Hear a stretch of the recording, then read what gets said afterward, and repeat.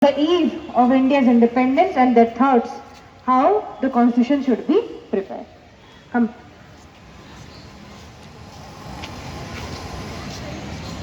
Present here, title Group Discussion on the Framing of Indian Constitution. Scene Constituent Assembly of India 1947. In the year 1947, the Constituent Assembly of India has gathered to discuss the framework of the Indian Constitution. Visionary leaders come together to shape the future of the nation. Hello everyone, myself Kavya as narrator, and let me introduce my friends. Bharani as Rajendra Prasad, Ayush as Jawaharlal Nehru, Ayati as Dr. B.R. Ambedkar, Sanjana as Sarojini Naidu, Vishnu as Maulana Abdul Kalam Azad, Mahati as K.M. Munshi, Abhinesh as Sardar Vallabhbhai Patel, Madhavan as T.T. Krishnamachari, Akshay Lakshmi as Frank Anthony, Vedashya as John Mathai, Pranav as G.B. Pant, Abhay as C. Raj Gopalachari, Kenisha as Hansa Mehta, Nishika as M. Anantasayanam Iyengar, Diya Darshini as Purushottam Das Kandan, Pratin Udankar as Aladi Krishna Swami Iyer, Shri Gopal Srinivasan as Radha Krishnan, Shriyan as J.B. Kriplani, Sarveshwaran as B. N. Rao.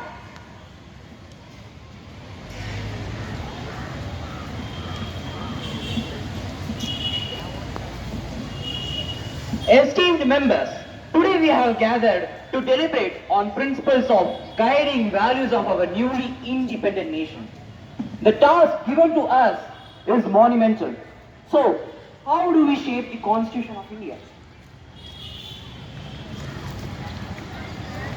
Our Constitution must reflect the ideas of democracy, justice and liberty. We must ensure that every citizen, regardless caste, gender or creed, has equal rights. While I agree with Pandit Nehru, I emphasize the need for a strong and united nation. The Constitution should empower the center to integrate princely states and maintain law and order.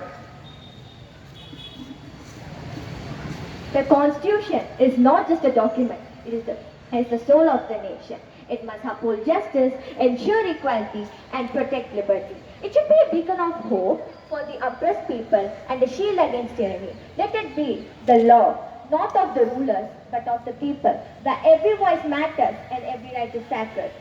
A constitution must ensure accountability completely and guarantee equal opportunities for every citizen without exception. I urge that special attention be given to the rights of women.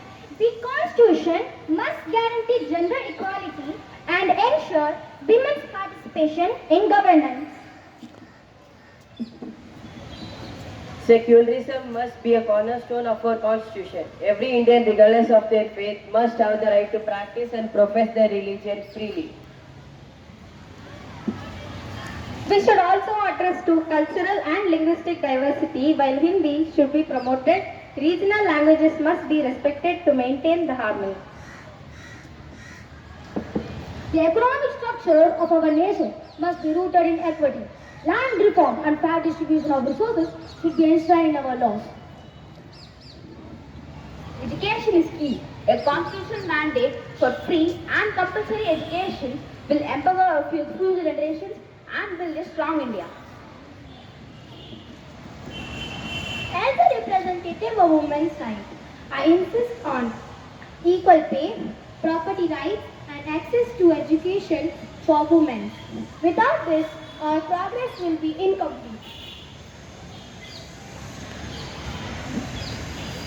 We must safeguard the rights of minorities. A democracy can only flourish the weakest member to feel secure and also included. We must carefully study other democratic constitutions to ensure our document is robust yet adaptable. Environmental conservation should be embedded in our policy. Our constitution must reflect responsibility towards nature and sustainable development. The parliamentary system must ensure a delicate balance between governance and accountability to the citizens.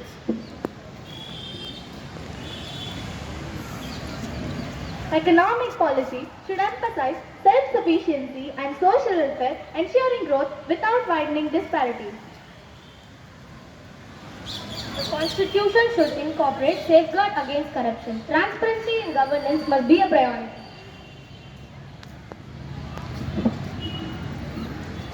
We should encourage national unity by promoting one common language while respecting linguistic diversity.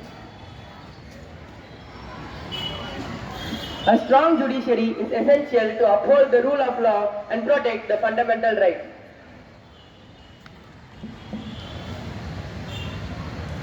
Our constitution should reflect the philosophical depth of our civilization while embracing the modern governance principles. It must be a living document evolving with time.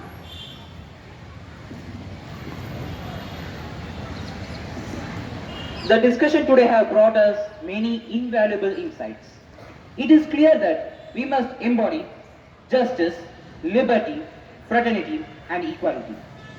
The success of Constitution not just lie in its words, but with the commitment of ideals with justice, dedication, and wisdom. So now let's continue to draft the guiding document so ensure it serves generations to come. We must also consider mechanism for amending the Constitution so the future generation can refer and adapt it as needed. As a freedom fighter and a staunch advocate for democracy, I firmly believe that the Constitution must enshrine equal rights for all, and a truly free India cannot exist without the empowerment of its women. Let us not forget that governance must be compassionate. The Constitution should encourage the government to care for the most vulnerable section of the society. As the discussion continues, the members of the Constituent Assembly lay the foundation for an independent and democratic India. I request you all to please stand up and repeat after me.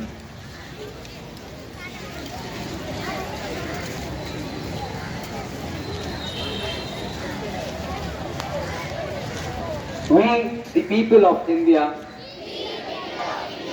having solemnly resolved to constitute India into a sovereign, socialist, secular,